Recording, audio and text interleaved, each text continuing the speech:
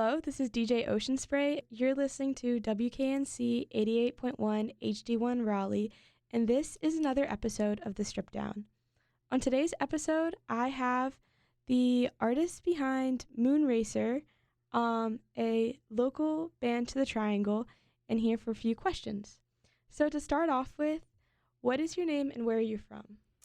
My name is Autumn, and I live in Durham, and originally from around Fayetteville, North Carolina. And so when did your Moonracer project begin? I've been playing under the name for a few years now. I think really, maybe back in, maybe I may have played my very first show under that name maybe back in 2016, I think, which, wow, what is time? Mysteries. And so how long have you played instruments? I started taking piano lessons when I was in 6th grade, and for a few years, not too long. And in high school really wanted to play guitar and tried, but came back to keyboard as the instrument that I know how to play, I guess. Yeah. And so when did you start kind of making your own music, like besides the Project Moonracer? So I started, I guess, making up stuff like back in high school and playing in different bands in college. Yeah, so it's always been kind of like a fun thing and fun process to do. And so were you like interested in music a lot as a child, or were you surrounded by it? Like kind of, I guess, what kind of sparked your like interest in music?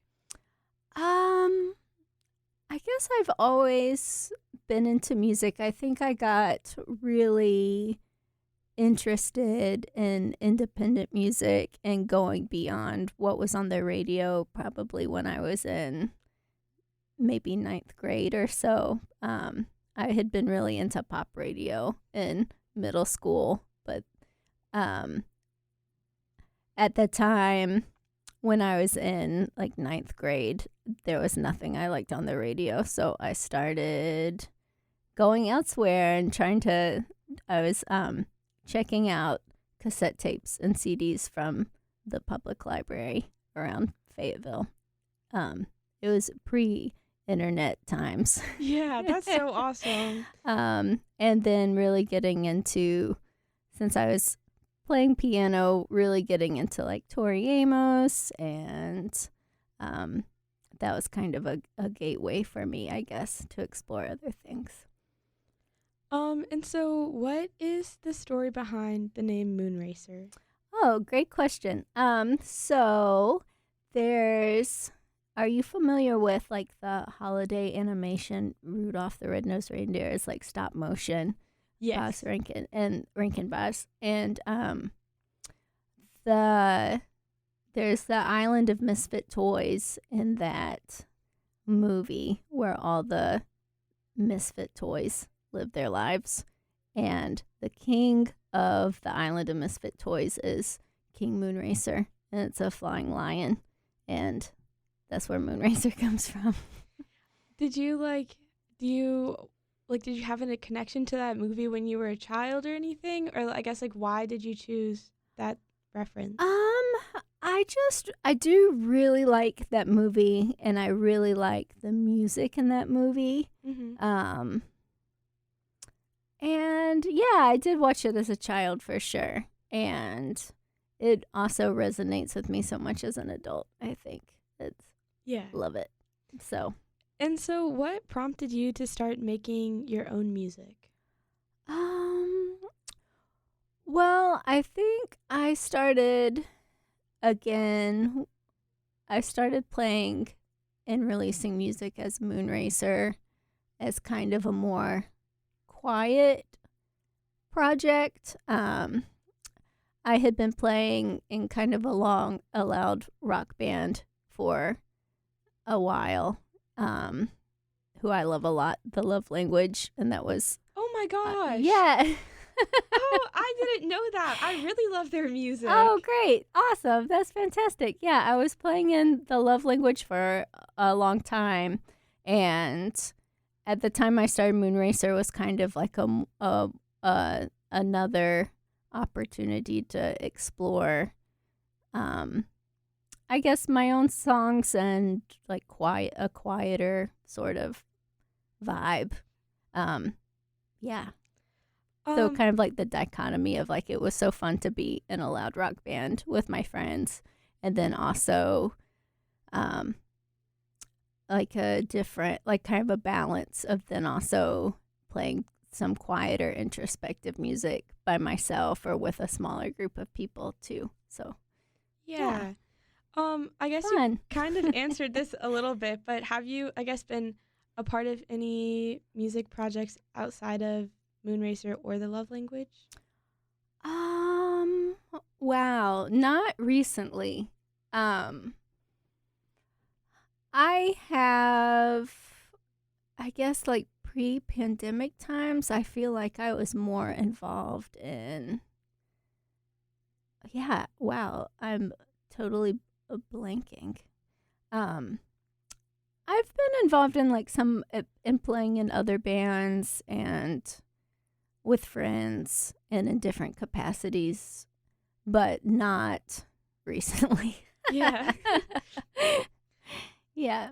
And so if you don't mind me asking, I really like to find out what musicians' like day job is if they don't make music full time. Yeah, I'm also fascinated by this too. So it's fun. I am an elementary school teacher, and I came straight here from work today, and I am wearing headphones that are child headphones from my classroom. Do you teach what grade do you teach? I teach K through 5 English as a second language, so I get to work with a little bit of everybody. Yeah. And so moving into kind of you the creating music and like the process of that, you haven't released anything since 2019. Do you want to or plan to release something else soon? Yes, I would love to. I have a lot of songs since then. It has been really challenging finding the time to work on things, especially I feel like I went through some life changes during the pandemic of I had been living in a house for a long time and then had to move and then have kind of been in a little bit liminal state ever since then, and just finding the physical space to record, since I typically record my own music, finding the physical space and then also the mental space with now feeling like I'm working so much. But it's definitely a goal to release, to share music again, and always hopeful that it's going to be sooner than later. But yeah. That's so awesome. And so you record your music at home. Mm-hmm. How does that, I guess, and now, you're living in a different space, but how would that work? Did you have a specific space in your house, or did you do every step of it, or did you have any friends that kind of helped with some things? I think with the Moonracer stuff that has been released, I did it myself, either in my bedroom or in a spare spot we had in the house, and recorded it on a 4-track cassette recorder with a little bit of overdubbing in the computer, I think, to add maybe a few more layers on some of the songs. But yeah, it was just myself doing it. And and mixing it afterwards. And Nick Peterson is who mastered it and I think did a great job. But that was really, I think that was it. Yeah, it was a very like solo, introspective process. How long did the process of like recording that whole album take? It was actually pretty quick. I think I did the first 3 songs or so. Mostly just live takes with a room mic. And then the remaining songs on the album were a little slower, but I remember giving myself a deadline. I did it on like Christmas break. I was also teaching then, and I was like, okay, I did, I think, the first 3 songs over the summer or maybe over a long weekend. And then that following winter break, I was like, okay, I'm going to do 4 more. I've got 10 days. And I just did it. And I felt like at the time, I felt so focused at the time and like really like driven. Like, okay, I'm going to do it. Boom, boom, boom. And I did. And I'm like, how did I do that? Yeah. I don't know how I did that now. And so with your songwriting process, do you kind of take like do you sit down and say, I want to write these songs, like I've had these ideas but I want to write them? Or is it kind of like more of a gradual, like it just kind of comes as it does? I think it's gradual and it comes as it does. And it's usually like if I am feeling usually sad about something, I will just play around and work something out through that. And then if I am playing around and I'm like, oh, that sounds like interesting, then I'll be recording it like in a voice memo on my phone and then not listen to it again till like 6 months later and be like, what is this? And I go back and listen. I'm like, oh, that sounds interesting. And then learn how to do it again by listening to it. So that's typically like how it's happened. I guess you kind of answered this a little bit. So is the stuff when you're writing, is it based on like old ideas and like inspiration or kind of like current feelings? It's usually, yeah, typically it's been like what I'm feeling in that moment, I think. Sometimes, I think that's right. I kind of want to lie and be like, no, these are all made up things. But that would not be true. So most of your inspiration comes from just like your own experiences and what you're feeling. Okay. And do you prefer the like creating the music side or performing? Ooh, that's a good question.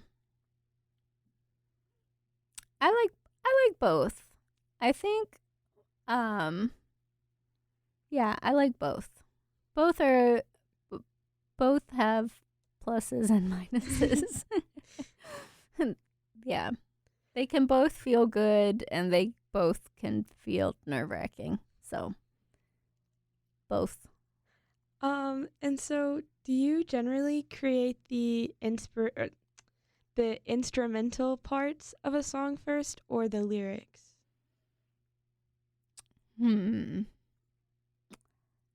Usually they are basically about the same at the same time. But maybe sometimes I will have like the instrumental part and be trying to think about lyrics that go with a particular melody or lyrics that don't suck. We're going to take a quick break to listen to New Crush off of Moonracer's 2018 album, Is It Really a Secret? And after that, I will continue my chat with Autumn.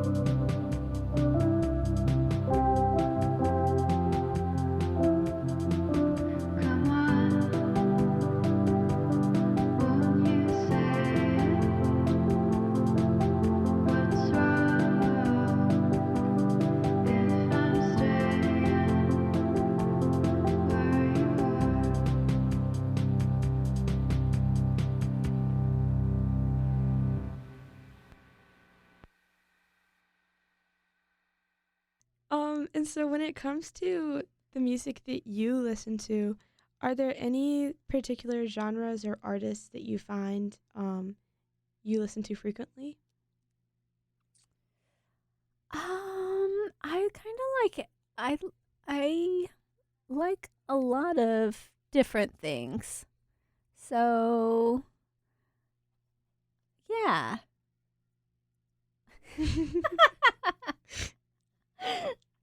That's okay. I think I like a little bit of everything. Yeah, I try to mix it up. And do you ever find that you get musical inspiration from other musicians? Oh, definitely, for sure. Recently played the show with Dear Nora the other week, and that was hugely exciting because they are definitely one of my favorites and a big inspiration for many years. So was so excited that they were coming and playing a show in North Carolina, since it doesn't happen hardly ever. But yeah, Dear Nora had been a huge influence and inspiration. And so how would you compare, I guess, the music you listened to when you were like a teenager or like younger versus now? Like, do you think there's a lot that has like stayed the same or like different changes and stuff? And the music that I like to listen Mhm. to?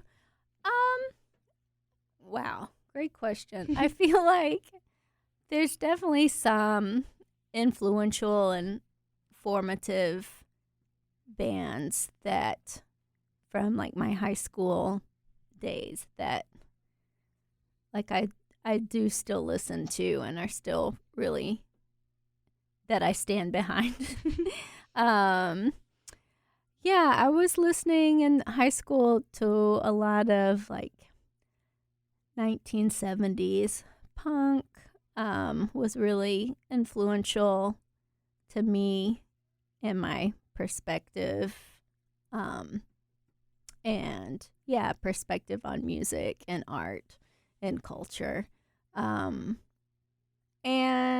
today, yeah, I think I'm more open-minded about musical genres than I was probably as a teenager. I was really like anti-pop music in my teens, and now I'm just like, no, it's fine. I like it. Sure. Are there any like specific songs that you find that you kind of like always come back to when you're listening to music? Like, I don't know, if you like don't know what Mm. to listen to, you always know that like that one will just kind of like Oh, do it. yeah. Wow, I was just talking about Dear Nora, so I'm going to throw it out again. The album Mountain Rock by Dear Nora, for sure. Also, Advanced Bass, which is the music put out by Owen Ashworth, who used to have a project called Cassie Atone for the Painfully Alone. Those albums by both of those names are really important to me. The Replacements. Wow. Yeah. There's this Spanish pop star from, I think, like the 1970s called Jeanette, who I am always listening to. I like her a lot, and all of like kind of that easy listening music from Spanish radio Yeah. from like the 70s and 80s. I like a lot. Yeah. So all kinds of stuff.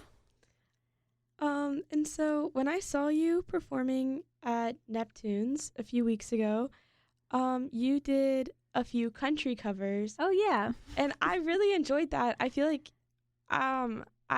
it was like in a very like not traditional form of country music, and I really liked it. It was so cool. Awesome. Thanks so much. And I was just wondering, like, what's your process like? Like, how do you take, like the like traditional, version of the song Mm-hmm. and turn it into like the style that you play it in? Well, I feel like I'm pretty limited in what I can do. So the limitation um of like just me being like one person with a keyboard, and the keyboards I play are like Casio keyboards. Like I have like a finite amount of settings I have on them. It's not even like an aesthetic choice, I feel like. I mean, it becomes one, but like I'm very not computer savvy or technology savvy, or like I know a lot of performers use Ableton and laptops, and like I just don't know how to do those things. I'm like, I've got this keyboard, it has 40 sounds on it, and let's go. And now this is what this country song sounds like. And so do you play covers often? I do really like playing covers. I think, like you said, it's fun to reinterpret them with your own sound. And also it takes a lot of the self-consciousness away. Like when you write a song, you might like it, but you're like, I don't know if other people will like this, or is this even good? Like you get like in your head. And with a cover, you're like, no, I know this is good because this is a song I like. So yeah, it gives you kind of like a sense of confidence that maybe sometimes you don't have about your own music, because you're just a fan of the song, and it makes it easier to sing or to share or to reinterpret it. So yeah, I do really like covers a lot. Yeah, definitely. And so are they usually like country songs, or do you like kind of just like mix it up with like all different types of genres? Yeah, I've played kind of, I feel like I've done a lot of different genres. I remember I used to like play like a Ramones song, like in the olden days. I've played like there's a Magnetic Field song on the cassette that I've played. Yeah, and right now those two country songs just feel good to play. So, yeah, I like playing those right now. And do you have a favorite venue that you've played at? I like all of our Triangle venues so much. So we met at the Neptune show the other week, but also Kings and Raleigh. I've been lucky to play there, and the Pinhook in Durham, and yeah, we are really lucky to have so many awesome places here in the Triangle, and I feel like the sense of community here is a really special thing. Yes. And so do you often go to other musicians' concerts? Yes, I try to, for sure. Are there any particularly like good ones that you've been to recently? I feel like I have not been to many shows recently, but I know there are some coming up. Speaking of the love language, Stu has a new band called Fancy Gap, and they're playing their first Triangle shows coming up in May, I believe. So if there's any love language fans out there, I would recommend checking those out if you want to. Mm-hmm. And let's see, what else? Yeah, I need to look at my concert calendar. That's the one that comes up right off the top of my head. Yeah. Yeah. And so I also really like to ask musicians about their album art. Uh-huh. So, what is your like?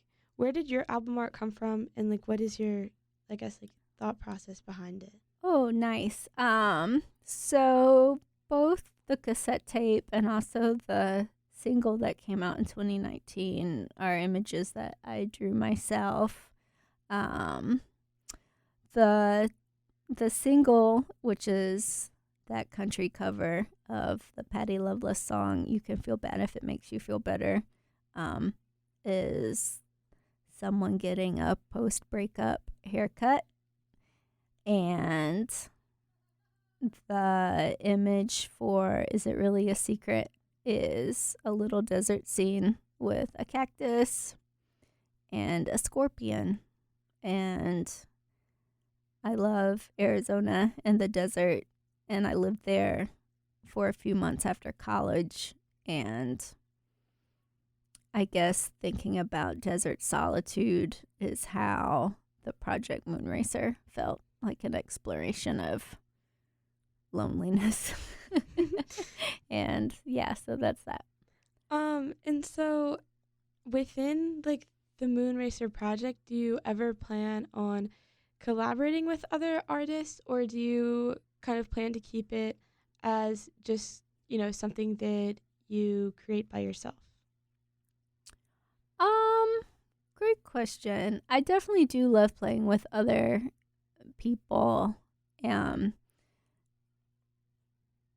So yeah. I've been lucky to have a few different iterations of Moonracer where some friends have played drums. Tom Simpson, who's an amazing drummer who plays in Speedstick and also The Love Language, played a bunch of shows with me, and Will Hackney, and Duncan Webster, who plays in Hammer No More the Fingers. All awesome, fantastic friends who have kindly joined me at different shows over the years. So, yeah, I'm always thinking about trying to record with other people. I think logistically, sometimes it's more challenging to record or to have band practice with more than one person. Mm-hmm. So we'll see. Yeah, I'm definitely would love to have more people involved. So we'll see. And do you have any shows coming up? I don't have any shows on the books right now. I had been playing more often, and I haven't lately, but hopefully getting back into a space where that is more part of my normal existence again. I think it's crazy to think like we're now like 4 years after the pandemic, but it's just like I feel like it changed so much. I feel like it changed kind of the music scene, like in the music community that we're in, and it's changed touring so much, and just like rent, it's changed so much, and it's definitely been like a process to try to like figure